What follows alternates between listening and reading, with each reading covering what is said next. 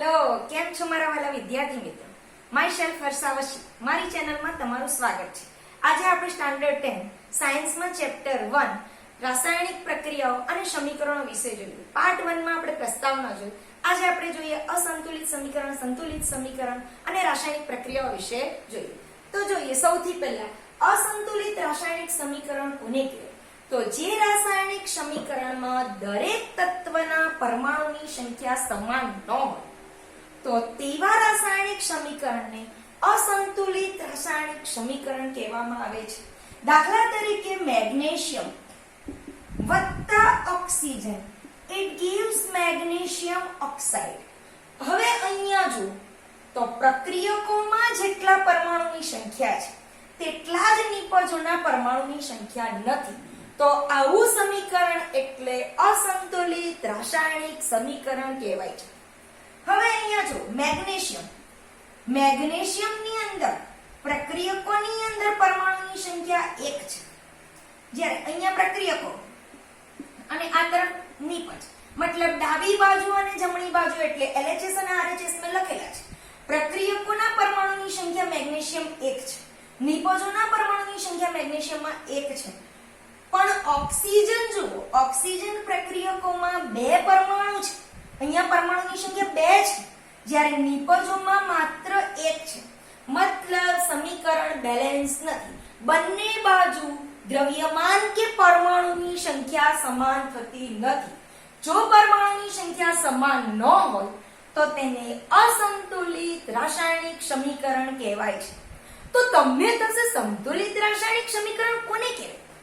તો સંતુલિત રાસાયણિક સમીકરણની અંદર બંને તરફ left hand side, right hand side પ્રક્રિયકો અને નિપજો માં તત્વ અને તેના પરમાણુની સંખ્યા સમાન હોય તો તેવા સમીકરણને સંતુલિત રાસાયણિક સમીકરણ કહેવામાં આવે છે. હવે રાસાયણિક સમીકરણ સંતુલિત કરવું શું આવશ્યક છે? શું સમીકરણને સંતુલિત કરવું જરૂરી છે? યસ, સમીકરણને સંતુલિત કરવું જરૂરી છે. શા માટે? તો તમે ધોરણ 9 ની અંદર દળ સંચયનો નિયમ ભણેલા. દળ સંચયનો નિયમ શું કહે છે? પ્રક્રિયકોનું દળ અને નિપજોનું દળ સમાન, મતલબ દ્રવ્યનો નાશ કે સર્જન શક્ય નથી. મતલબ દ્રવ્યનું સર્જન પણ નથી થતું કે વિનાશ પણ નથી થતું. એટલે પ્રક્રિયકોનું જેટલું દળ હોય તેટલું જ નિપજનું દળ હોય છે. મતલબ રાસાયણિક પ્રક્રિયામાં પ્રક્રિયકો અને નિપજો બંને તરફ તત્વ કે તેના પરમાણુની સંખ્યા સમાન હોય છે. એક્ઝામ્પલ લઈએ, Zn H2SO4 it gives ZnSO4 H2. જોઈ લો, ઝીંક પ્રક્રિયકોમાં 1 છે, નિપજોમાં પણ 1 જ છે. હાઇડ્રોજન 2 છે, અહીંયા પણ 2 છે. સલ્ફર 1 અને 1, ઓક્સિજન 4 અને 4. મતલબ આ સમીકરણને બેલેન્સિંગ સમીકરણ, સંતુલિત રાસાયણિક સમીકરણ કહેવામાં આવે છે. ક્લિયર? સંતુલિત કોને કહેવાય, અસંતુલિત કોને કહેવાય? હા, એક વસ્તુ, અસંતુલિત રાસાયણિક સમીકરણને બીજું કંકાલ રાસાયણિક સમીકરણ પણ કહેવામાં આવે છે. મતલબ એક માળખાકીય રાસાયણિક સમીકરણ કહેવામાં આવે છે. હવે સંતુલિત રાસાયણિક સમીકરણનું મહત્વ શું છે જોઈ લઈએ. સંતુલિત રાસાયણિક સમીકરણનું મહત્વ. સંતુલિત રાસાયણિક સમીકરણ નું મહત્વ, એનું મહત્વ શું છે, શું ફાયદો? તો પહેલું, સંતુલિત રાસાયણિક સમીકરણની મદદથી પ્રક્રિયકો અને નિપજોના કેટલા મોલ છે તે જાણી શકાય છે. એટલે સૌથી પહેલું પ્રક્રિયકો અને નિપજોના મોલ જાણી શકાય છે. પહેલું મહત્વ ખબર પડી, પ્રક્રિયકોના કેટલા મોલ છે અને નિપજોના કેટલા મોલ છે તે જાણી શકાય છે.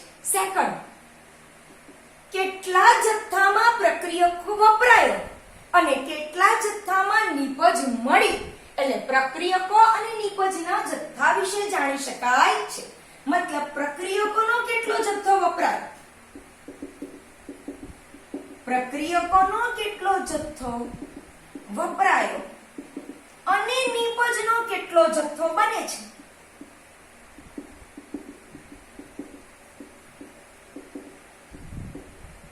તે જાણી શકીએ છીએ. બીજું શું જાણી શકીએ? તો તેની ભૌતિક સ્થિતિ જાણી શકાય છે. પ્રક્રિયકો અને નિપજોની ભૌતિક સ્થિતિ જાણી શકાય છે. પ્રક્રિયકો અને નિપજોની ભૌતિક સ્થિતિ જાણી શકાય છે.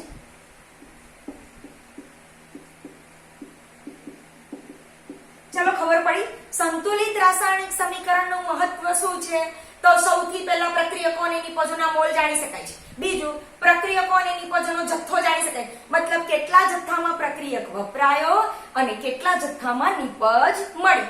ત્યાર પછી શું જાણી શકીએ? પ્રક્રિયકો અને નિપજોની ભૌતિક સ્થિતિ, મતલબ ઘન છે, પ્રવાહી છે, વાયુ છે, જલીય દ્રાવણ છે, તેના વિશે જાણી શકીએ છીએ. હવે કોઈ એક સમીકરણ લઈએ અને તેને બેલેન્સિંગ કરીએ. આ સમીકરણ બેલેન્સિંગ તમને આગલા ધોરણમાં પણ આવશે. જો તમે કેમિસ્ટ્રી ભણતા હોય, રસાયણ વિજ્ઞાનની અંદર સમીકરણ બેલેન્સિંગ આવડવું ખૂબ જ જરૂરી છે. ઓકે, જોઈ લઈએ.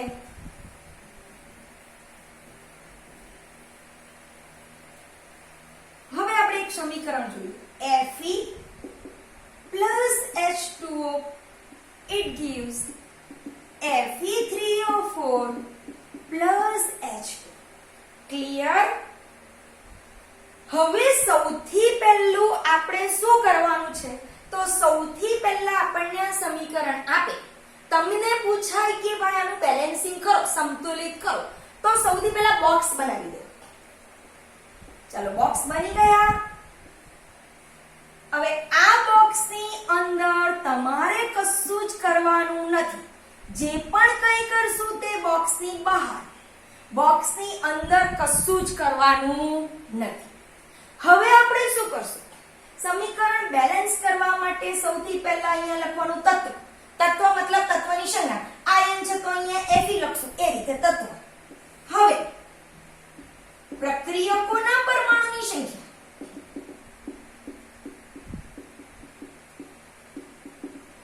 આ પ્રક્રિયકોના પરમાણુની સંખ્યાની પ્રક્રિયકોના પરમાણુ કઈ તરફ હોય? ડાબી બાજુ હોય, એટલે અહીંયા ખાલી LHS લખી દેશો તો પણ ચાલશે. અને હવે અહીંયા જોજો નિપજોના પરમાણુની સંખ્યા.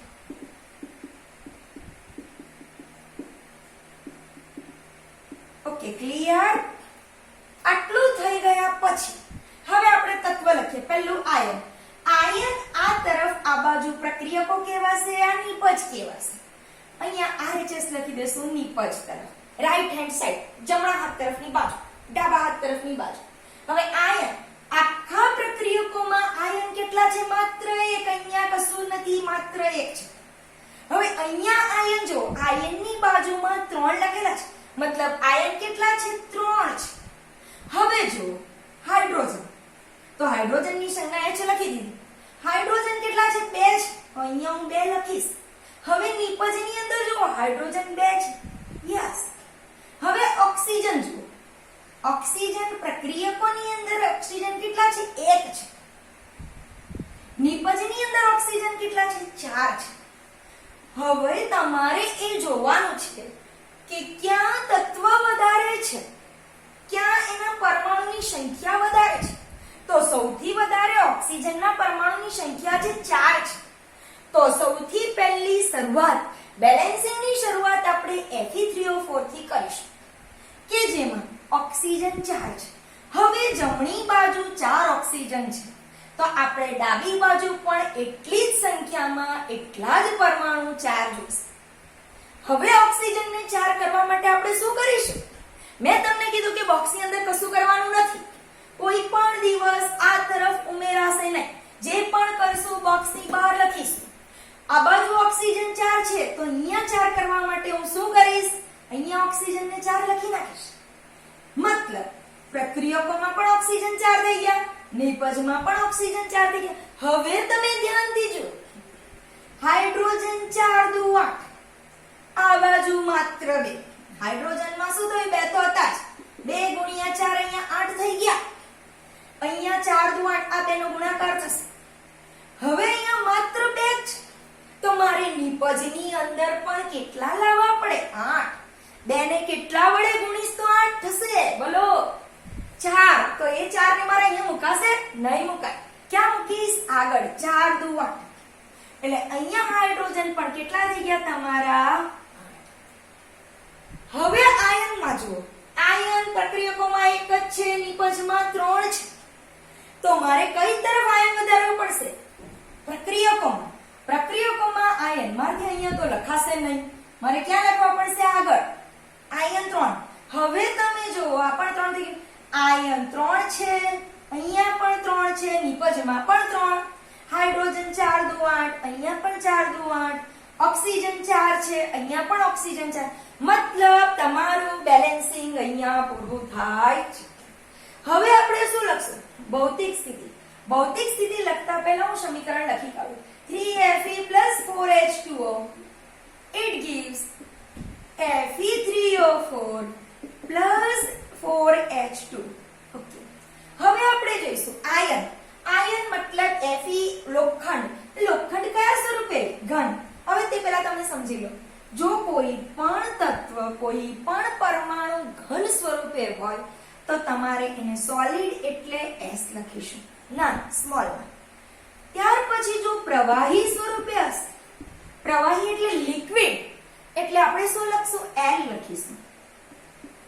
ત્યાર પછી જો વાયુ સ્વરૂપે હશે, વાયુ એટલે ગેસીય સ્ટેજ, તો તમે શું લખશો? Small g. અને જો જલીય દ્રાવણ સ્વરૂપે હશે, જલીય દ્રાવણ સ્વરૂપે હશે તો તમે શું લખશો? AQ લખશો. AQ. ઓકે. હવે આપણે જોઈએ. આયન એટલે Fe કે લોખંડ એટલે ઘન સ્વરૂપે હશે એટલે આપણે S લખીએ. અહીંયા લોખંડ ઉપરથી પાણીની વરાળ પાસ થાય છે.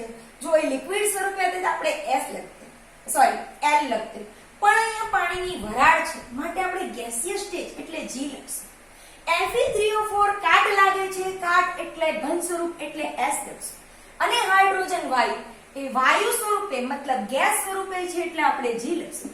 આ તમારા સમીકરણની ભૌતિક સ્થિતિ પણ લખાઈ ગઈ. હવે આપણે ઇન્ટેક્સના 3 સમીકરણો છે જે તમને પૂછેલા છે કે તમે જાતે સમીકરણ બેલેન્સિંગ કરો. તો આપણે જોઈએ. ફર્સ્ટ, બીજું.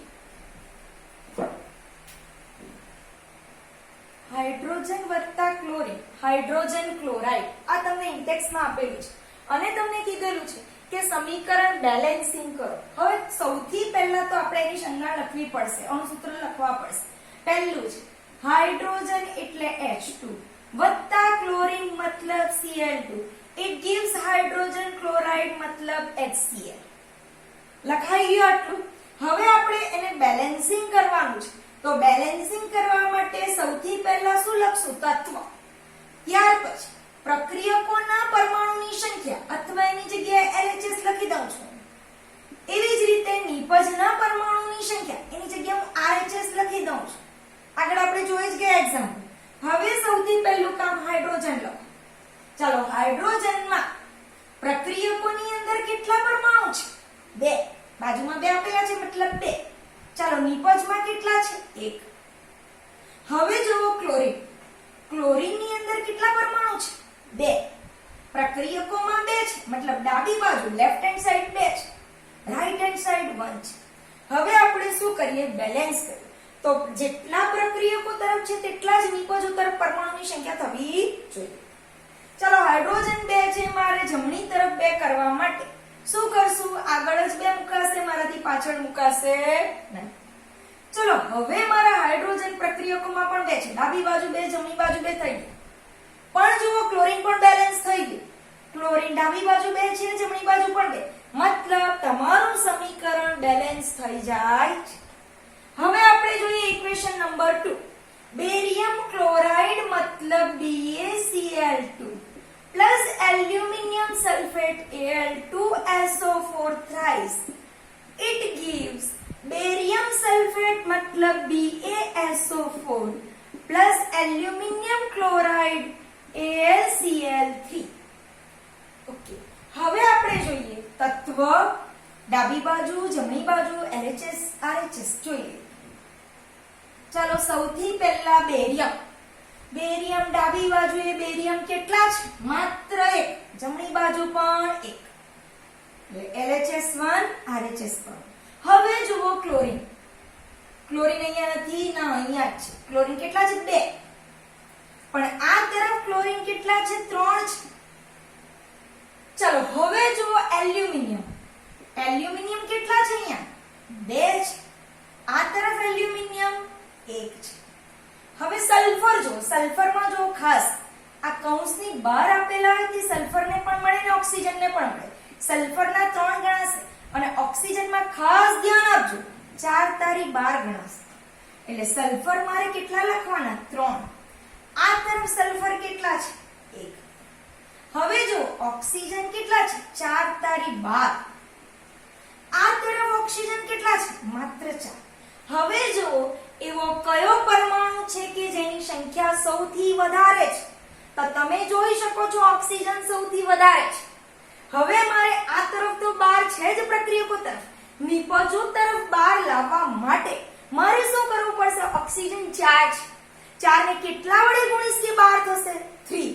હવે એ 3 ને મારાથી અહીંયા પણ મુકાશે નહીં તો આખું જે સંયોજન છે તે ઇમ્બેલેન્સ થઈ જશે. માટે હું ક્યાં મૂકીશ? આગળ.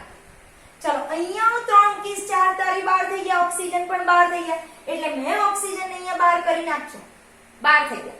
હવે તમે જો ઓક્સિજન બહાર કરવાથી બેરિયમ અહીંયા 3 થઈ જાય છે. આ તરફ બેરિયમ 3 થઈ જાય છે. પણ આ બાજુ બેરિયમ કેટલા છે? માત્ર 1. તો હું શું કરીશ? આગળ 3 મૂકી દઈશ. એટલે અહીંયા પણ બેરિયમ 3 થઈ ગયા. હવે બેરિયમ બંને તરફ બેલેન્સ છે, ઓક્સિજન બંને તરફ બેલેન્સ છે. ક્લોરીન જો 3 2 6. ક્લોરીન અહીંયા 6 થઈ જાય છે. હવે અહીંયા ક્લોરીન જુઓ તમે. શું ક્લોરીન 6 છે ખરા? ના, ક્લોરીન 6 નથી. ક્લોરીન કેટલા છે? 3 છે. તો હું 2 ક્યાં મૂકીશ? 3 ને 2 વડે ગુણવાથી 6 થાય. તો 2 હું કઈ જગ્યાએ મૂકીશ? આગળ. 3 2 6. એટલે આ પણ 6 થઈ જાય છે. મતલબ બેરિયમ બેલેન્સ છે, ક્લોરીન બેલેન્સ થઈ ગયા. હવે જોઈએ આપણે સલ્ફર અને એલ્યુમિનિયમ જોવાના છે. ચાલો અહીંયા એલ્યુમિનિયમ 2 છે, અહીંયા એલ્યુમિનિયમ 2 છે. યસ. હવે સલ્ફર. સલ્ફર અહીંયા કેટલા છે? 3 છે. આ તરફ સલ્ફર 3 થઈ ગયા. મતલબ તમારું સમીકરણ બેલેન્સ છે. ફરીથી એકવાર જોવું હોય તો જોઈ લો. Barium 3, barium 3 clear. Chlorine 3 2 6, chlorine 3 2 6 clear. Aluminium 2 છે, અહીંયા પણ એલ્યુમિનિયમ 2 છે. સલ્ફર 3 છે, સલ્ફર 3 છે. ઓક્સિજન 4 તારી 12 છે, ઓક્સિજન 4 તારી 12. મતલબ આ સમીકરણ બેલેન્સ થઈ ગયું. એકદમ શાંતિથી રિલેક્સથી કરો, કોઈ જ ઉતાવળ નથી.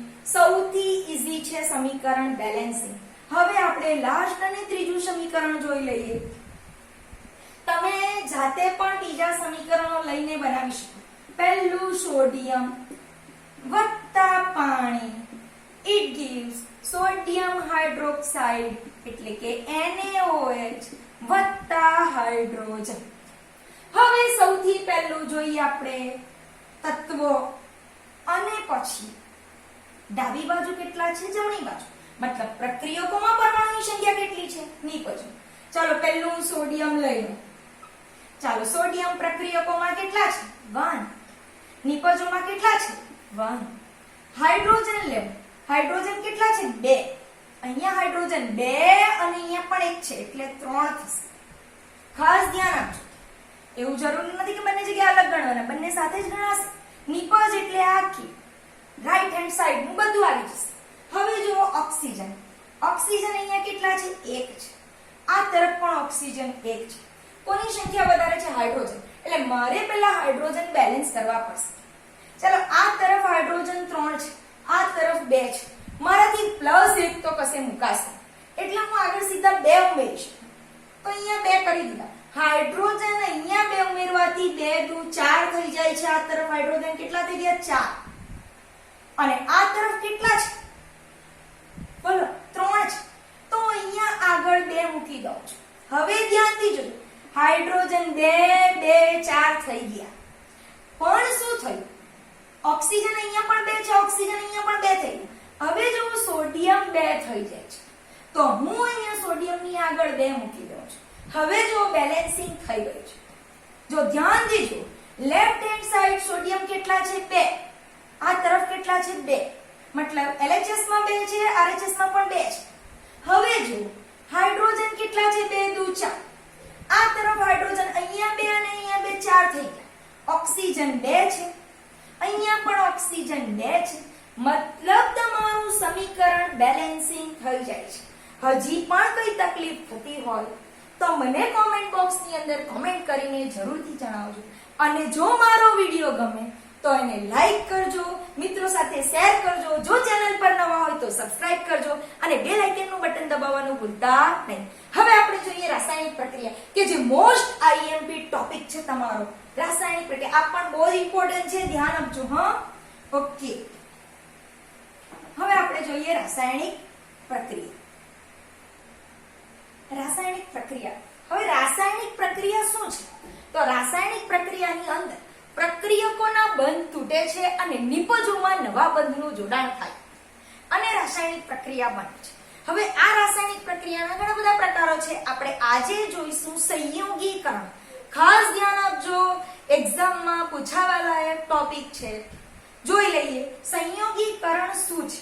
તો સંયોગીકરણ કોને કહેવાય? તો 2 કે 2 કરતા વધારે પ્રક્રિયકો વચ્ચે પ્રક્રિયા થાય.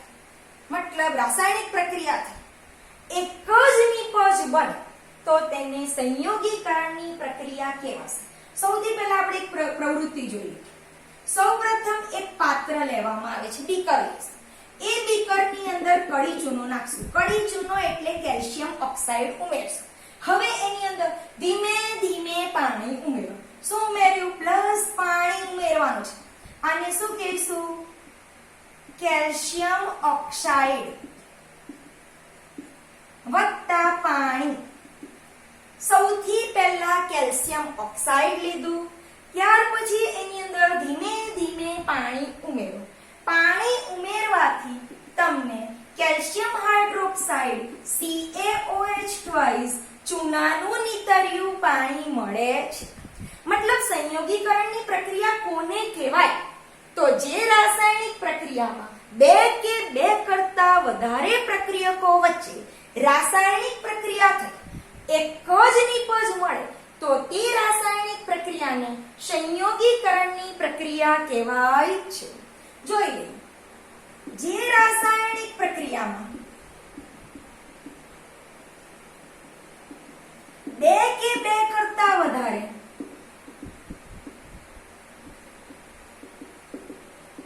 પ્રક્રિયકો વચ્ચે રાસાયણિક પ્રક્રિયા થઈ એક જ નિપજ બને છે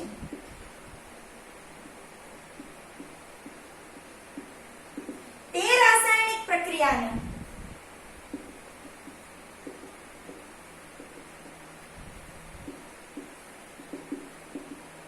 સંયોગીકરણ કહેવાશે. હવે જો મેં શું લીધું? એક કડી ચૂનો લીધો. કડી ચૂનો કેલ્શિયમ ઓક્સાઇડ લીધો. હવે એની અંદર ધીમે ધીમે મેં પાણી ઉમેર્યું. પાણી ઉમેરવાથી એમની વચ્ચે આ બે વચ્ચે રાસાયણિક પ્રક્રિયા થશે. કડી ચૂનો કેલ્શિયમ ઓક્સાઇડ અને પાણી વચ્ચે રાસાયણિક પ્રક્રિયા થશે અને CaOH2 કેલ્શિયમ હાઇડ્રોક્સાઇડ મળે છે. હવે આ કેલ્શિયમ હાઇડ્રોક્સાઇડને ફોડેલો ચૂનો, ભીંજવેલો ચૂનો, ચૂનાનું નીતર્યું પાણી અથવા લાઇમ વોટર પણ કહેવામાં આવે છે. શું શું કહેવામાં આવે? પહેલું તો કેલ્શિયમ હાઇડ્રોક્સાઇડ, આ એનું રાસાયણિક નામ છે, કેલ્શિયમ હાઇડ્રોક્સાઇડ. હવે એને બીજા કયા નામે ઓળખાય? તો ચૂનાનું નીતર્યું પાણી, બીજું ફોડેલો ચૂનો, બીજું ભીંજવેલો ચૂનો, ત્રીજું લાઇમ વોટર. ઘણા બધા નામે ઓળખાય. તમને ઘણીવાર પૂછે કે લાઇમ વોટરનું અણુસૂત્ર લખો, ફોડેલા ચૂનાનું અણુસૂત્ર લખો, કેલ્શિયમ હાઇડ્રોક્સાઇડનું અણુસૂત્ર લખો. એક માર્કમાં પૂછાય તો CaOH2. આને શું કહીશું? કડી ચૂનો અથવા કેલ્શિયમ ઓક્સાઇડ અને પાણી. અહીંયા જો બે પ્રક્રિયકો છે, બે પ્રક્રિયકો વચ્ચે રાસાયણિક પ્રક્રિયા થાય અને એક જ નિપજ બને છે. તો આ જે પ્રક્રિયા છે તેને કઈ પ્રક્રિયા કહીશું? સંયોગીકરણ. સંયોગીકરણની પ્રક્રિયા શું કહે છે? બે કે બે કરતા વધારે નિપજો, ક્યાં બે પ્રક્રિયકો સોરી કે બે કરતા વધારે પ્રક્રિયકો વચ્ચે પ્રક્રિયા થઈ એક જ નિપજ બને તો તેને સંયોગીકરણની પ્રક્રિયા કહેવામાં આવે છે. એવી જ રીતે કોલસાનું દહન. તમને ખબર છે કે દહન હંમેશા ઓક્સિજનની હાજરીમાં જ થાય છે. કોલસાને બાળવામાં આવે, કોલસો કાર્બન વત્તા O2 ઓક્સિજનની હાજરીમાં જ દહન થાય તો કાર્બન ડાયોક્સાઇડ મળે છે. આ C વત્તા O2 CO2 એ પણ કઈ પ્રક્રિયા થશે? અહીંયા બે પ્રક્રિયકો વચ્ચે પ્રક્રિયા થઈ એક જ નિપજ મળે છે એટલે એ પણ સંયોગીકરણની પ્રક્રિયાનું એક્ઝામ્પલ છે. બીજું સલ્ફરને હવામાં બાળવામાં આવે S વત્તા O2 SO2 એ પણ સંયોગીકરણની પ્રક્રિયાનું એક્ઝામ્પલ છે. બીજું પાણીનું નિર્માણ થવું એ પણ સંયોગીકરણની પ્રક્રિયાનું એક્ઝામ્પલ H2 વત્તા O2 it gives H2O મળે છે. અહીંયા ધ્યાન આપજો મેં બેલેન્સ કરેલું નથી. હાઇડ્રોજન 2 છે, ઓક્સિજન 2, ઓક્સિજન 2 કરવા માટે હું આગળ 2 મૂકું તો હાઇડ્રોજન 4 થઈ જશે એટલે અહીંયા હું 2 કરું છું. હવે તમારું બેલેન્સિંગ થઈ ગયું. હાઇડ્રોજન વત્તા ઓક્સિજન પાણીનું નિર્માણ થાય. અહીંયા પ્રક્રિયકો કેટલા છે? 2. નિપજ કેટલી બને છે? 1.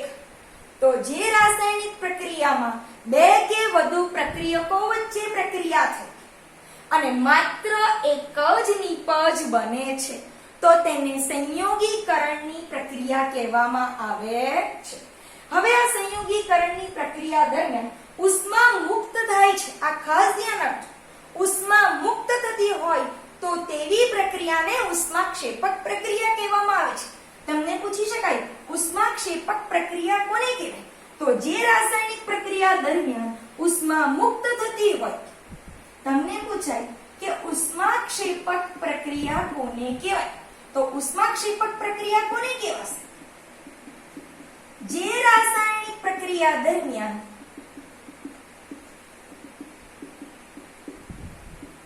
ઉષ્મા મુક્ત થાય છે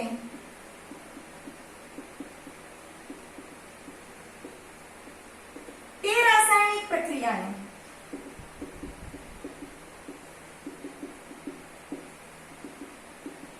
ઉષ્માક્ષેપક પ્રક્રિયા કહેવામાં આવે છે.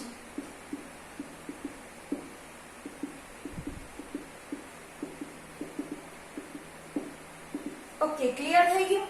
હવે તમને એક વ્યવહારિક એક્ઝામ્પલ આપું. તમે ઘરમાં દિવાલ ઉપર ચૂનો ઢોળો છો તો એ ચૂનો ઢોળવા માટે તમે કયો પદાર્થ વાપરો છો, એની અંદર કઈ પ્રક્રિયા થાય છે તમને ખબર છે ખરી? તો આજે આપણે જોઈએ. ચૂનો ઢોળવા માટે તમે ચૂનાનું નીતર્યું પાણી, ઘરમાં જે ચૂનો ઢોળો છો એ માટે તમે શું વાપરો છો? ચૂનાનું નીતર્યું પાણી. હવે ચૂનાનું નીતર્યું પાણી આપણે કેવી રીતે બનાવી શકીએ? અત્યારે જ વાત કરી ગયા. કળી ચૂનો CaO વત્તા પાણી CaOH twice. આ તમારું ચૂનાનું નીતર્યું પાણી છે. હવે એ ચૂનાના નીતર્યું પાણીને આપણે દિવાલ ઉપર લગાવીશું. આ દિવાલ હોય તો દિવાલ ઉપર આપણે ચૂનાનું નીતર્યું પાણી લગાવીશું. તો એ પાણીની સાથે ચૂનાના નીતર્યા પાણી સાથે હવામાંના કાર્બન ડાયોક્સાઇડ સાથે પ્રક્રિયા થશે. કોની પ્રક્રિયા થશે? ચૂનાના નીતર્યા પાણીની હવામાંના કાર્બન ડાયોક્સાઇડ સાથે પ્રક્રિયા થશે અને શું બને છે? કળી ચૂનો ચૂનાનો પથ્થર CaCO3 નું નિર્માણ થાય છે. કેલ્શિયમ કાર્બોનેટ ચૂનાનો પથ્થર એ દિવાલ ઉપર પાતળું પડ જમા થાય છે. તો એ રાસાયણિક પ્રક્રિયા આપણે જોઈએ. CaOH twice. આને આપણે દિવાલ ઉપર ઢોળશું. તો હવે આ ચૂનાનું નીતર્યું પાણી કોની સાથે પ્રક્રિયા કરે છે? કાર્બન ડાયોક્સાઇડ સાથે પ્રક્રિયા કરે છે, CO2 સાથે. હવે શું મળે છે? Ca, અહીંયાથી એક ઓક્સિજન જોડાઈ જશે. CaCO3, CO2 છે, એક ઓક્સિજન જશે વત્તા H2O, 2 H તો છે જ, એક ઓક્સિજન. શું મળે છે? ચૂનાનો પથ્થર. આ એક પાતળું લેયર તમારી દિવાલ ઉપર જમા થશે. હવે 2-3 દિવસ પછી તમે જોશો તો CaCO3 નું પડ જે છે એ ચમક ધરાવે છે, એકદમ ચમકતું પડ દેખાશે. ખ્યાલ આવે છે? એટલે દિવાલ ઉપર તમે ચૂનો ઢોળો છો તો કઈ પ્રક્રિયા થાય છે તમને ખબર પડી હશે કે દિવાલ ઉપર ચૂનો ઢોળો છો ત્યારે આપણે શું કરીએ છીએ. ઉષ્માક્ષેપક પ્રક્રિયા કોને કહેવાશે એ પણ સમજાઈ ગયું હશે કે જે રાસાયણિક પ્રક્રિયા દરમિયાન ઉષ્મા મુક્ત થતી હોય તો તેવી રાસાયણિક પ્રક્રિયાને ઉષ્માક્ષેપક પ્રક્રિયા કહે. હવે આ જે પ્રક્રિયા છે એ પણ ઉષ્માક્ષેપક છે. કઈ રીતે? તમે એક બીકર લીધેલું હતું, એ બીકરની અંદર તમે કડી ચૂનો નાખ્યો, ત્યારબાદ અંદર પાણી નાખ્યું. હવે આની વચ્ચે રાસાયણિક પ્રક્રિયા થાય છે. સૌથી પહેલા તમે જ્યારે બીકરને ટચ કરો છો ત્યારે એ ગરમ લાગતું નથી, પણ ત્યાર પછી જો તમે બીકરને ટચ કરો, એને પકડો તો એ ગરમ લાગે છે. એ ગરમ શા માટે લાગે છે? તો આ દરમિયાન ઉષ્મા મુક્ત થાય છે, માટે એ પ્રક્રિયાને ઉષ્માક્ષેપક પ્રક્રિયા કહેવાય. પ્લસ ઉષ્મા તમે અહીંયા લખી શકો. ક્લિયર થઈ ગયું હશે? હવે આપણે શ્વસન એ કઈ રીતે ઉષ્માક્ષેપક પ્રક્રિયા છે તે જોઈએ. હવે શ્વસનનું જોઈ લઈએ.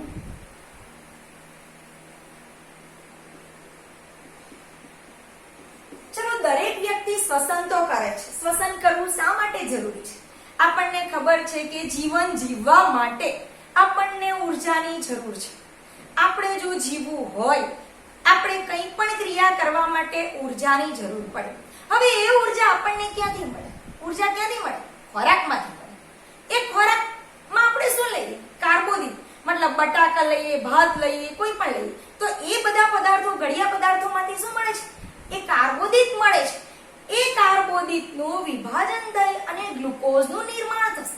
એ ગ્લુકોઝ આપણે શ્વસનમાંના ઓક્સિજન જે લીધો તેની સાથે પ્રક્રિયા કરશે અને ઉર્જા મુક્ત કરે છે. આથી આપણે શ્વસન દરમિયાન ઉર્જા મુક્ત થતી હોવાથી એને કઈ પ્રક્રિયા કહેશું? ઉષ્માક્ષેપક પ્રક્રિયા કહેવામાં આવે છે. આપણે જીવન જીવવા માટે શેની જરૂર પડે છે? શ્વસન કરવું, ઓક્સિજન લેવો પડે છે. સૌથી પહેલા જીવન જીવવા માટે આપણે ખોરાક ખાશું. ચાલો, એ ખોરાક ખાવાથી આપણને શું મળશે? ઉર્જા મળશે. એ ખોરાકમાંથી ઉર્જા ક્યાંથી મળે છે? ખોરાકમાં આપણે શું લઈએ છીએ? કાર્બોદિત. એ કાર્બોદિત એટલે આપણે શું ખાવાથી આપણને કાર્બોદિત મળશે? તો ભાત છે, બટાકા છે, કોઈ પણ ગળિયો પદાર્થ ખાવાથી આપણને કાર્બોદિત મળે છે. આ જે કાર્બોદિતનું વિભાજન થશે, એનું વિભાજન થઈ વિઘટન થશે અને વિભાજન દરમિયાન શું મુક્ત થશે? ગ્લુકોઝ મુક્ત થશે. એ ગ્લુકોઝ શ્વસનમાંના ઓક્સિજન સાથે પ્રક્રિયા કરશે. શ્વસનમાંના ઓક્સિજન સાથે પ્રક્રિયા કરશે તો આ ગ્લુકોઝનું વિઘટન થશે અને શું ઉત્પન્ન થશે? ઉર્જા મુક્ત થશે. આ ઉર્જા મુક્ત થતી હોવાથી શ્વસન એ કઈ પ્રક્રિયા છે? ઉષ્માક્ષેપક પ્રક્રિયા છે. ઓકે, આજે આપણે સંયોગીકરણ જોયું. હવે આપણે નેક્સ્ટ રાસાયણિક બીજું સમીકરણ જોઈશું. Thank you.